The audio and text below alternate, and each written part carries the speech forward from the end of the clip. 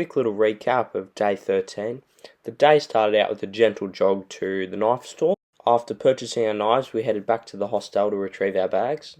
We made our way to the train station to catch our Shinkansen. On the Shinkansen, we enjoyed some fine dining, which consisted of a McChicken, and were absolutely amazed at how nice the ride was. Once we got to Hiroshima, we scouted out some food. This involved looking at all the fish. We finally got to our campsite and enjoyed a lovely meal. We chilled out for a little bit, but then just went to bed because we were absolutely knackered. And that was day 13. Alrighty, so it's the next day. Just woken up. I packed up my sleeping bag and my sleeping mat. We might leave our tents here. 25, perfect. Alright, once again my GoPro shit itself.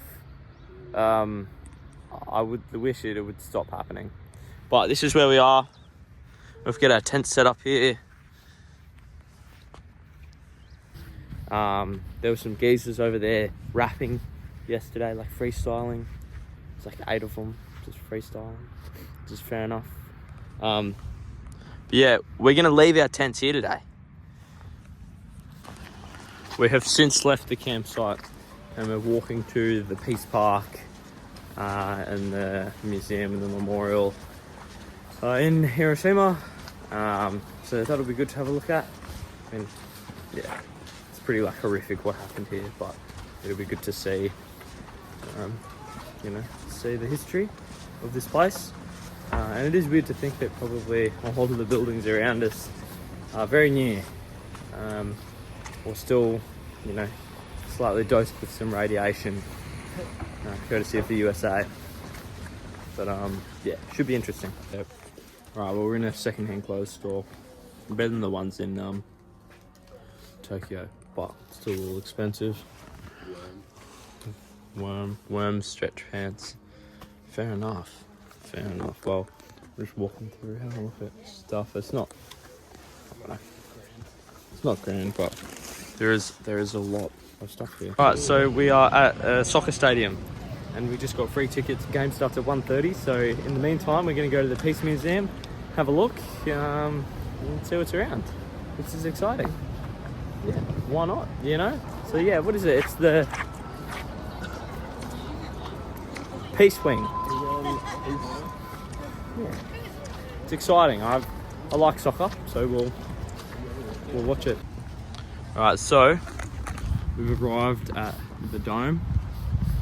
This is where the atomic bomb went off, about 500 meters in the air.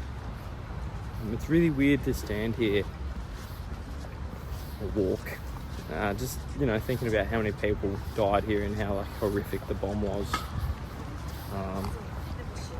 And yet again, how many 80 years later and everyone's still walking around. It's weird. And that's it. Just a piece of history. It's very weird. It's kept beautifully though, isn't it? Look at it. Just for a little bit of context, this is exactly where the bomb was dropped, on top of this building, and somehow it survived.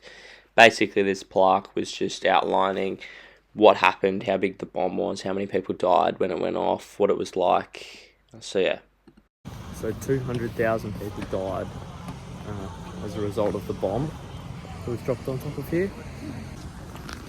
So we just talked to this guy. He was a survivor. He was a baby when this happened. But he just told us a lot of stuff that the museum doesn't tell people, just because it's horrific. It seemed kind of believable. Some of them. No. It was believable. And it made kind of yeah, it was pretty terrible. We're headed up the escalator to the museum. I'm not going to film any of it, just because I want to be respectful. But yeah, I'll tell you about it once I'm out. It definitely wasn't a place that I felt like I wanted to take my camera out and take photos of everything. But this here is a photo of Hiroshima before the bomb was dropped, just a bird's eye view. So this was the only other photo I took.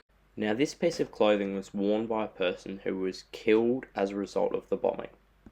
I found this to be pretty horrific. The reason being is it's easy to throw a statistic out there, throw some numbers, this and that.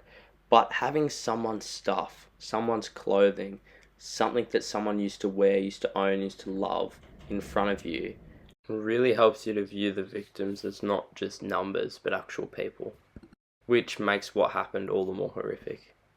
Alrighty, so we just finished in the museum.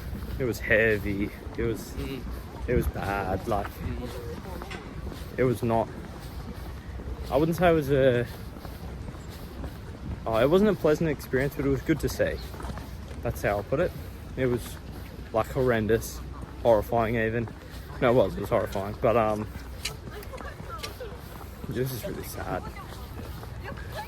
But we're heading to our free soccer game now. Pete wanted to stay a little longer and have a look more at the signs, and we were like, oh, okay, go for it. I think it started about a minute ago, so we're a little late, but it goes like 90 minutes, so who cares really? Yeah. Well, we just got here and it's loud as. We're pumped. We're about 5 minutes late now, and we're just trying to figure out what Madden Ticket says. When we got to the game, this is what the stadium looked like. It was absolutely terrific. Japanese football is just the same as every other football. Pretty entertaining. I think their women's playing. I can't really tell, to be honest. But it's entertaining. So. Oh, well, we're right here. Oh my god! Oh, that's him! Is that him? That's not him. Hey, well, that was a good bloody shot. Anyway, Petey's just got here, haven't you, Pete? Well, we won, obviously. You're joking. Obviously, we won. I didn't know who I was going for until about 10 minutes into the game. Obviously, we're going to see how much a Zinger box is. Like, cheap.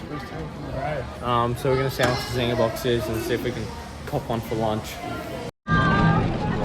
Alright, well, we just had a little bit of KFC chicken, and it was KFC really, but we're gonna go and find a bag.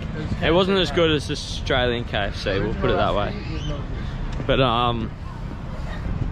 yeah, we're gonna go try and find a bag now to put our stuff in so Peter can take it home, and then yeah, I'm not really too sure what we're gonna do after that, but that's what we're doing. Right, so we've just come into this department. Oh my god, a lot has happened, I think. No, we walked to the department store, we're looking for a bag. We found one. It's pretty ugly and it's 300 yen. So it's very cheap. But hopefully Peter loves it because he's gonna have to deal with it for a couple more days. Alright, so we've just stopped for some chow. We've got a Big Mac. We're gonna head back now to the tents. We've got the bag for Pete, so that'll be good. We'll sort all our shit and we'll give it to him and say our goodbyes really, because he's getting up early tomorrow morning to go back to Australia. So yeah, then it'll be me and Nico for 2 weeks. Let's see how that goes. Let's see if we can't get ourselves into some mischief. No, we would never. We would never. No. Anyway, so we're heading back now. So we're walking back past the A dome, the atomic bomb dome.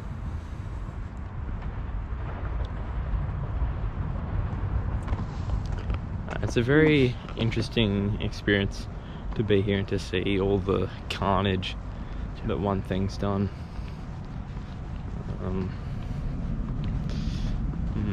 It's an interesting place. Alright, well, we've made a quick pit stop for some food, but I'm on the hunt now for fireworks because they have them here, and you can't legally get them where I live for obvious reasons, because they like blow your hand apart. I'm going to see if the 7-Eleven has any. They have vapes, a lot of vapes, which you can't get either.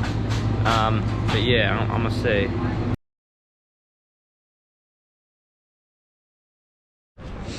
Oh, my juice is very yummy. We met this old lady, and she seemed very excited that we weren't American.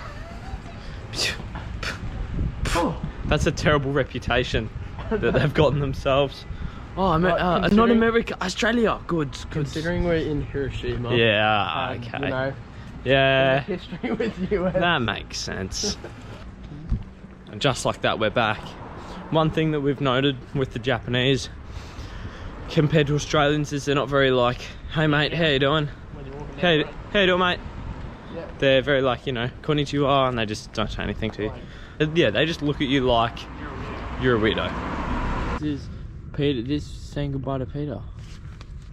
Goodbye, Petey. I'll be gone in the morning.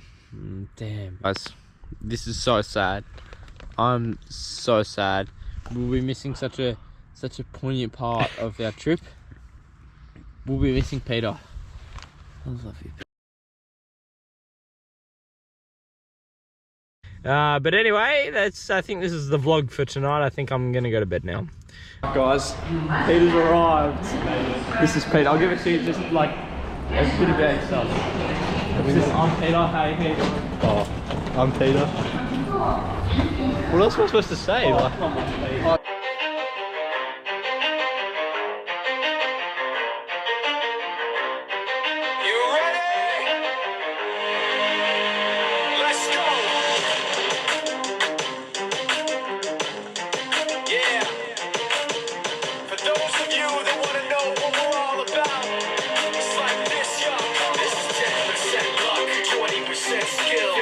Concentrated power of will, 5% pleasure, 50% pain, 100% reason to remember the name.